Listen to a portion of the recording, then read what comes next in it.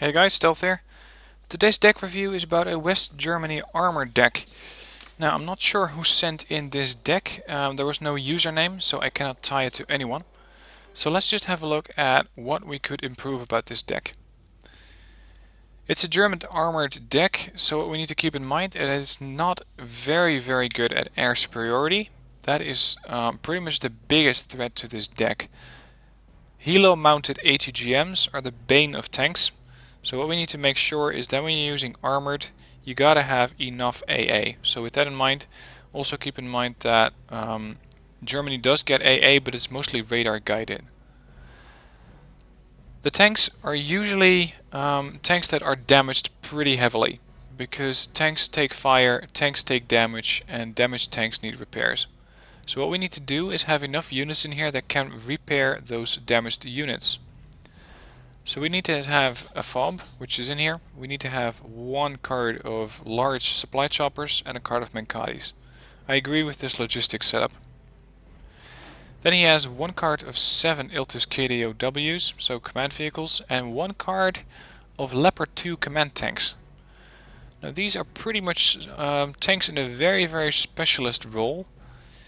You could say that in an armored deck these things should be in there just because it's an armored deck. But I think that we could better spend these 3 points somewhere else. Of course, it really depends on where you want to use this deck. The deck goal for this deck was only I use it mostly for 10v10. So that doesn't tell me a lot. It just tells me that he's going for large open maps. In a situation like that, you could even say that the Menkadi might not be the best transport. You might not even need a fob. You could just go with a second card of CH-53Gs. In fact, let's just do right that.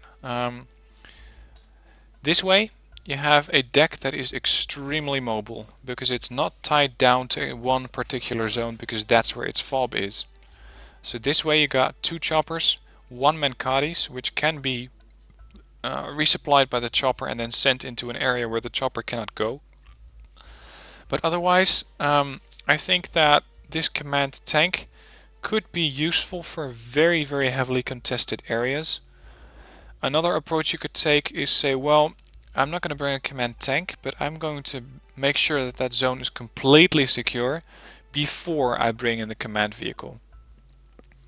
And that would be my choice, but let's see if we need those points anywhere else. If I delete them here, that gives me 3 points, which I can then spend somewhere else. I can spend them either on recon, vehicles, or helos, because the other tabs are all completely dished out, or need more than 3 points. So let's see, he has 2 cards of... yeah, okay, we're going to delete it. Reason for the deletion here is that he does not have a lot of recon. Especially recon that can keep up with all of his armor. So he has 10 BGS. That's a lot of recon. But it is not very mobile. And 15 kph guys are not going to catch up to a tank which is driving 65 kph or faster. So that is why you could go with a Leopard 1A1. And if you have 10 of those, you got something that can escort your tanks and has good optics. That also leaves me with another 2 points, because there are only 59 points in the deck, which we can point towards the use of a vehicle or recon, but we're going to save up for that a little later. Now he's doing a 10v10 deck, so what he needs is a lot of mobility, and with the armor that he has in the tank section, he already has a lot of AT capability. So what this infantry is going to be mostly for is holding towns and doing anti-air. So the first thing we're going to do is delete the Milan 2, because the Milans, although they have a very high AP power, most of these roles can be done similarly by tanks, and since we have 83 tanks in the deck, we don't need another 10 ATGMs. So let's delete those. He has 24 Jaeger. I'm not entirely sure why you would want to have that many unless you're planning on going into a town. But then you already got 20 Panzer Grenadiers, and if you're using an armored deck, I would just try to avoid towns altogether, because the spearhead of your deck is the armor, and armor generally doesn't excel in towns. So what we could do here is take another card of Panzer Grenadiers, and not so much for the guys themselves, because you can drop them off in a town and have them clear that. That's what they're very, very good at. But more to have more of those Martyr 1A2s, 1A3s, or 2s. Now we cannot get another card of 2s, he already has one card of those. So we don't need any more. He also has one card of Martyr 1A3s, which have the autocannon, of course, very, very nice to have. They also got the Milan F2. You could go with the standard Martyr 1, but the accuracy on that autocannon is pretty terrible. This one is a bit better and it has more frontal armor. And then there's the Martyr 1A2, which sits somewhere in the middle. It's 5 points cheaper than the 1A3, and the 1A3 carries a little better ATGM. So I want to have one more card of these guys, and you could argue that with this we can even delete the Jaeger, because now you got 30 Panzer Grenadiers, and if you put 24 Jaegers in here, that's way too many. So instead we're going to get another card of AA. Unfortunately we cannot get any more Fliegerfausts, or not Fliegerfaust 2s, but we can get the standard Fliegerfaust with the red eye. I know it's not ideal. I know it's an anti-aircraft unit that has somewhat of, well, terrible stats. But unfortunately the Fliegerfaust 2 are a prototype unit and we don't get any more of those. So we could either deploy this point here or see if we can free up another AA unit in here. But he already has 10 Flakpanzer Gepards, one card of A1 Gepards and Rolands. So maybe we don't need to spend this point right here. Let's just wait for it. Support, he has one card of Flakpanzer Gepards A1, as I mentioned, 5 of those. Very, very nice anti-air batteries, and you need these things to keep your tanks safe. Those tanks are going to be a main target for ATGMs, especially those fired from helicopters. So you'll need a large escort, and whoever created this deck realized the threat and decided to bring in 15 Gepards, which is definitely a good choice. You don't really need the Gepard A2 because it's going to take down helicopters with its main gun, while the Stinger is more of a secondary weapon. I know you can disable the radar and still have this thing as a Stinger platform, but I think it's a very expensive Stinger platform for only 4 missiles. So let's just skip over this one.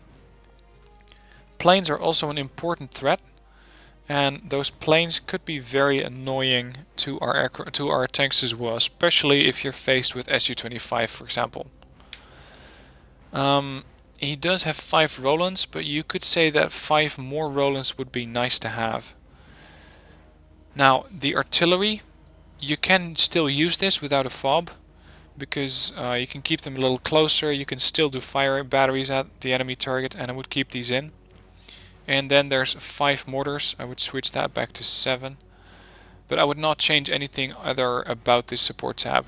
He has 15 AA guns in here and 5 launchers. Combine that with 5 Fliegerfaust, that's 20 AA units. And then whatever is left in the air tab. So, onto the main force of this deck, armor. 1 card of Leopard 2A5s, agreed. 2 cards of Leopard 2A4s. At hardened, disagree. I take those at elite, because these things at elite are pretty much almost as good as Leopard 2A5. 1 card of Leopard 2A1s. Sorry, 2 cards, 1 over here and 1 over there. So 12 of those in total. Again, disagree. In most 10v10s you don't really need to have 79 tanks. Then he has 12 cards of Leopard 2s, again, switch them to Elite.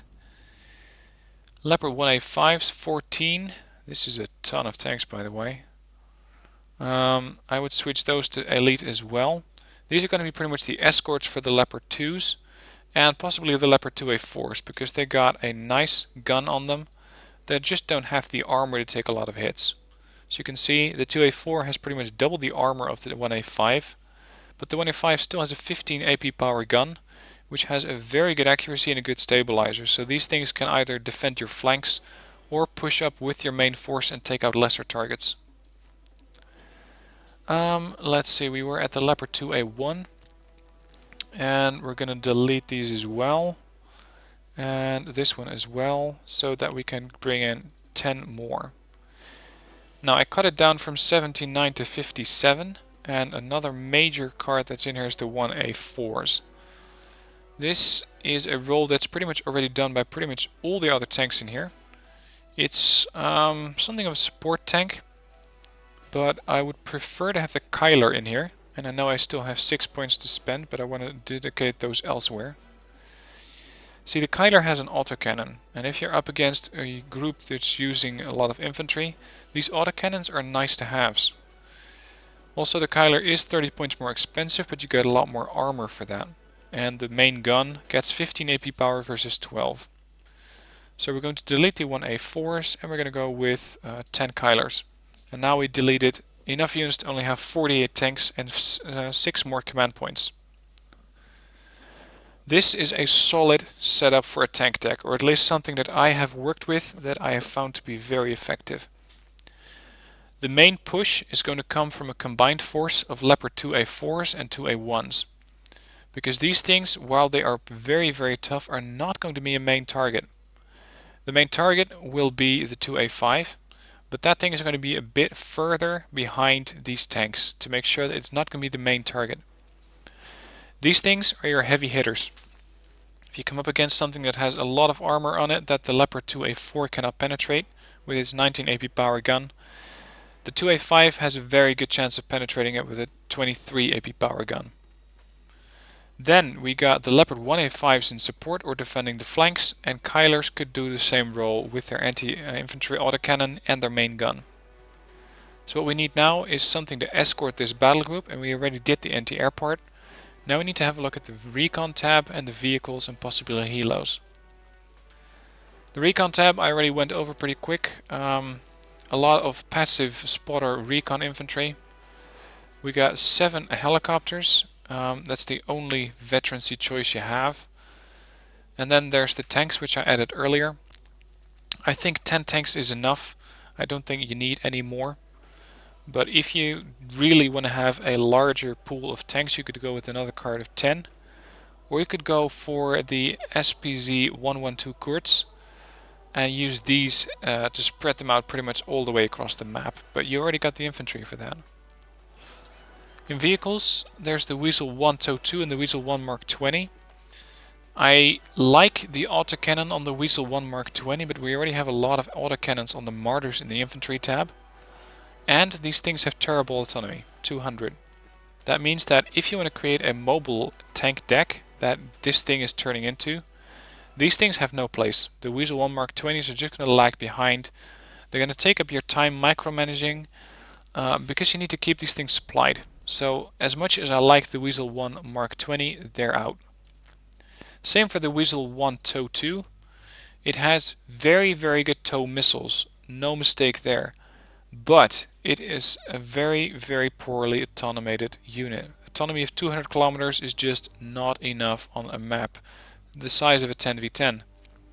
Or at least that depends on the 10v10.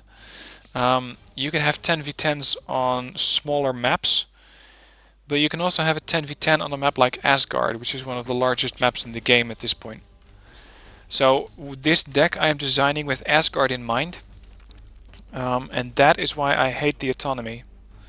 Still, even on a lower end, smaller map, you can still secure a lot of zones with 48 tanks and all the other units in here. So, these guys are out as well. A unit that I pretty much always bring, if I'm using the Germans, is the VTS-1. This is a very, very capable support for tanks. 15 AP power, 40% accuracy. But they carry pretty much no armor. 4 on the front, 3 on the side, 2 on the back, and 2 on the top. I use these guys to support my tanks versus APCs and infantry, because they got a decent rate of fire, a decent gun, and a decent accuracy for only 25 points. Combine these with a couple of martyrs, and you got something that can engage both tanks and infantry with a decent chance of success. Now we could bring Jaguar 2s if you really want to have a couple of long-range anti-tank capability vehicles, and I would bring these. Because if you have an area where you don't want to spend your attention, You can bring in, say, 1 or 2 VTS-1s, 1 or 2 Jaguars, deploy a Flak Panzer Gepard with them, deploy a recon unit with them, and possibly, let's say, a Leopard 2 or 2A1 for heavy firepower. That way you have a pretty much all-round setup and you can secure that area. Now there are 6 more points we can spend, and I'm just going to go through all the tabs first before I'm going to spend those points somewhere. Helicopters, he has 5 cards of the Hot 2 helicopters and 10 cards of the Hot 1. Again, that's a lot of AT capability, but it's very flexible, because whereas tanks travel pretty much in a straight line towards their targets, these things can flank around the sides. But I would go with 7 of these at hardened to further boost that accuracy, and these things 5 at hardened are good enough.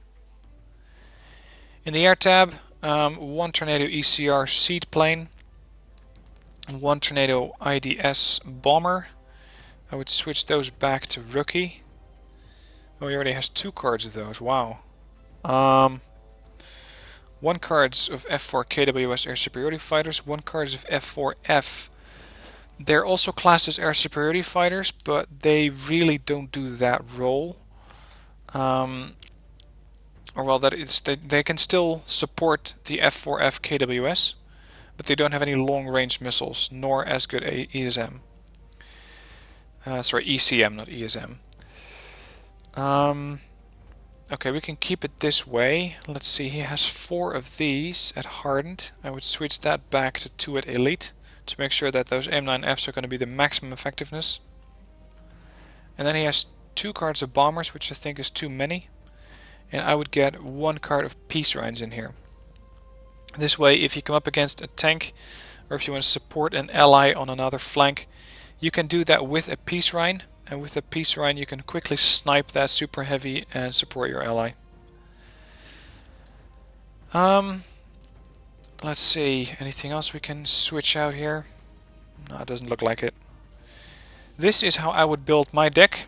Again, opinions vary, and your mileage may vary as well, so you may have completely different vehicles, completely different tanks. Let me know in the comments down below what kind of tanks you would pick. I'm just going to use this last command point to spend it on a tank that we could use maybe somewhere in the game. Let's just go with another card, just leopards, you never know. So if you want to use this deck, the deck code is in the description below. If you want to have a look at your deck, please send me your deck through the link that's in the description as well. Keep in mind that the better your description of the deck is, the better I can help you. If you just say, I use it mostly for 10v10s and I want to know how I can improve it, that does not give me a lot of indication of what you want to do with it. So the better your description is, the more I can help you. Now with that, that's the end of this video. Please like, subscribe and share this video with others. And I hope to see you soon for another video. Thanks for watching. See you next time.